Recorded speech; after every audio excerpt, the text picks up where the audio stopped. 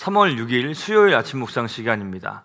오늘도 하나님 말씀을 통해서 우리의 생각이 하나님의 생각을 따라 교정되고 또 하나님이 가르치신 대로 순종하며 살아가는 복을 충만하게 누리게 되기를 소망하며 함께 말씀을 읽어보도록 하겠습니다. 오늘 본문은 마가복음 9장 30절부터 37절까지의 말씀입니다. 우리 가능하신 분들은 우리 함께 봉독하도록 하겠습니다. 그곳을 떠나 갈릴리 가운데로 지날새 예수께서 아무에게도 알리고자 아니하시니 이는 제자들을 가르치시며 또 인자가 사람들의 손에 넘겨져 죽임을 당하고 죽은 지 3일 만에 살아나리라는 것을 말씀하셨기 때문이더라. 그러나 제자들은 이 말씀을 깨닫지 못하고 묻기도 두려워하더라. 가버나움에 이르러 집에 계실새 제자들에게 물으시되 너희가 길에서 서로 토론한 것이 무엇이냐 하시되 그들이 잠잠하니 이는 길에서 서로 누가 크냐 하고 쟁론하였습니다. 예수께서 앉으사 12 제자를 불러서 이르시되 누구든지 첫째가 되고자 하면 무사람의 끝이 되며 무사람을 섬기는 자가 되어야 하리라 하시고 어린 아이 하나를 데려다가 그들 가운데 세우시고 안으시며 제자들에게 이르시되 누구든지 내 이름으로 이런 어린 아이 하나를 영접하면 곧 나를 영접하며 누구든지 나를 영접하면 나를 영접함이 아니요 나를 보내신 이를 영접함이니라. 아멘. 자, 오늘 본문을 통해서 우리는 예수님과 당시 예수님을 따르던 제자들의 생각이 얼마나 달랐는지에 대해서 살펴볼 수 있습니다. 본문의 구성은 두 부분으로 나누어 볼 수 있는데요. 먼저는 예수님의 부활에 대한 두 번째 예고에 대한 내용입니다. 31절을 보면 예수께서 제자들에게 자신이 사람들의 손에 넘어가고 당신이 죽임을 당하시게 되고 돌아가신 후 사흘 만에 다시 살아날 것임을 제자들에게 말씀하셨습니다. 이렇게 자신의 부활에 대해서 이야기하신 것은 이번이 두 번째였는데요. 복음서의 내용들을 살펴보면 예수께서 자신의 부활에 대해서 예고하셨음에도 불구하고 제자들은 끝끝내 그것이 무슨 의미인지를 깨닫지 못했습니다. 부활이라는 것을 경험해 본 일도 없거니와 예수께서 죽음을 맞이하신다는 것은 그들 입장에서는 기대하지도 바라지도 않는 일이었기 때문에 어쩌면 그 이야기들을 외면하였던 것일지도 모르겠습니다. 결국 그들은 예수님이 죽으시고 부활하신 이후에 그 부활이 어떤 의미였는지를 깨닫게 되죠. 32절을 보면 제자들이 예수님이 부활을 말씀하실 때 깨닫지도 못하고 또 묻기조차 두려워하였다라고 이야기하고 있는데 그것을 볼 때 그들이 궁금하다면 충분히 물어볼 수 있었지만 두려움에 묻지 않았다라고 이야기를 하고 있음을 알 수 있습니다. 덮어두었던 것이죠. 복음서 전반에 나타난 대로 그 제자들이 기대했던 메시아 예수님에 대한 그 기대는 로마를 전복시키고 예루살렘을 다시 수복하고 제국으로부터 독립하는 것이었기 때문에 자신들이 믿는 메시아가 죽는다라는 것은 받아들이고 싶지 않은 일이기 때문에 그 이야기를 외면하고 두려워서 묻지 않았던 것일지도 모르겠습니다. 예수님의 생각과 다른 제자들의 생각, 이 생각의 대립은 다음에 이어지는 내용에서도 여실히 드러나고 있는데요. 예수님과 제자들이 가버나움으로 가시는데 도착하셔서 머무시던 집에서 제자들에게 물으셨습니다. 너희가 길에서 무슨 일로 다투었느냐? 자, 그 질문에 대해서 제자들의 반응을 살펴보겠습니다. 34절을 읽어보겠습니다. 그들이 잠잠하니 이는 길에서 서로 누가 크냐 하고 쟁론하였습니다. 그들은 잠잠했습니다. 예수님의 물음에 차마 답하지 못했습니다. 그 이유는 그들이 다투었던 이유가 제자들 사이에서 누가 큰 자냐라는 것을 가지고 유치한 다툼을 했기 때문이었습니다.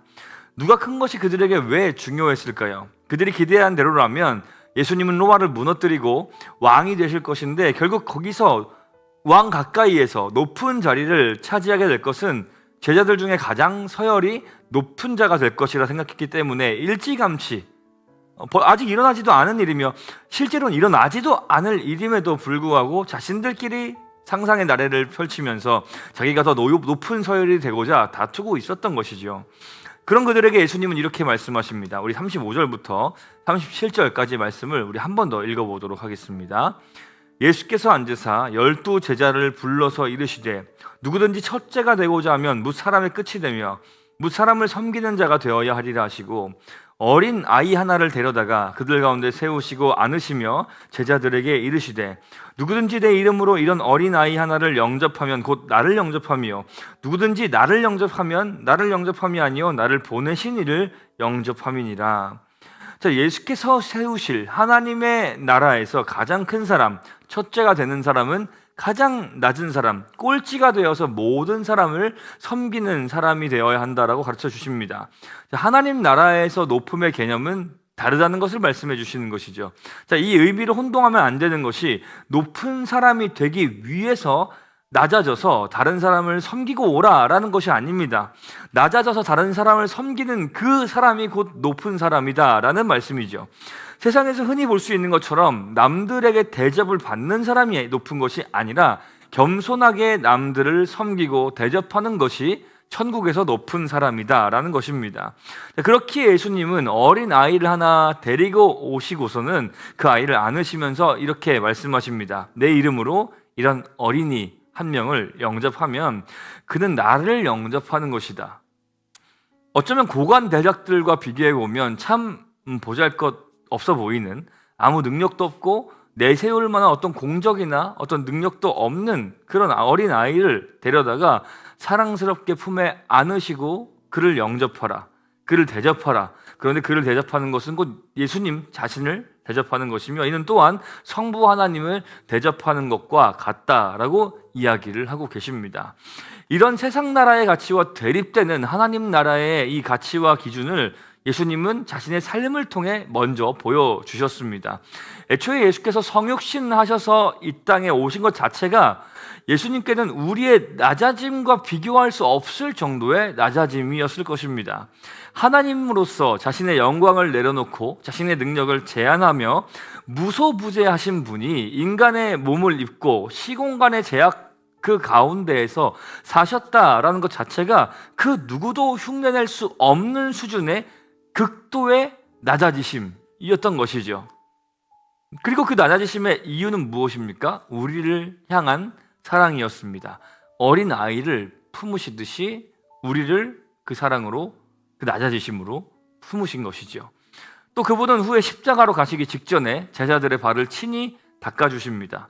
제자들은 몸둘 바를 몰라 했지만 예수님의 그 행위는 예수께서 그간 제자들에게 이야기하신 낮아짐에 대한 가르침을 몸소 실천으로 보여주시는 것으로서, 그것을 보여주신 이후에 그들에게, 제자들에게 자신과 같이 하라라고 또 말씀하십니다.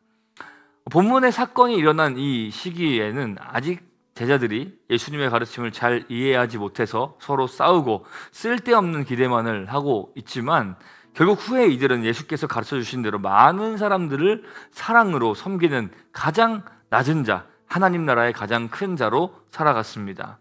우리 또한 아직 살아가면서 예수님의 말씀에 비추어 우리의 삶을 뜯어 고쳐야 할 부분들이 참 많을 것입니다. 예수께서는 여전히 우리에게 찾아오셔서 말씀을 통해 친절하게 그리고 사랑스럽게 우리의 삶을 변화시키고 계심을 믿습니다. 말씀을 보고 예수님과 동행하면서 그 사랑을 풍성히 경험하고, 또 우리 또한 그 사랑을, 그 예수님을 닮아 많은 사람들을 섬기는 낮은 자로 살아가기를 간절히 소망합니다. 예수께서 말씀하신 대로 낮은 자가 되어서 무사람들을 섬기는 것은 곧 예수님을 섬기는 것, 하나님 아버지를 섬기는 것과 같음을 기억하면서 기쁘게 또 기꺼이 많은 사람들을 섬기며 살아가는 우리의 삶이 되기를 간절히 소망합니다. 우리 함께 기도하겠습니다. 사랑하는 아버지 하나님, 예수님을 통해 우리에게 보이신 이 사랑을 말씀을 통해 다시 한번 기억합니다.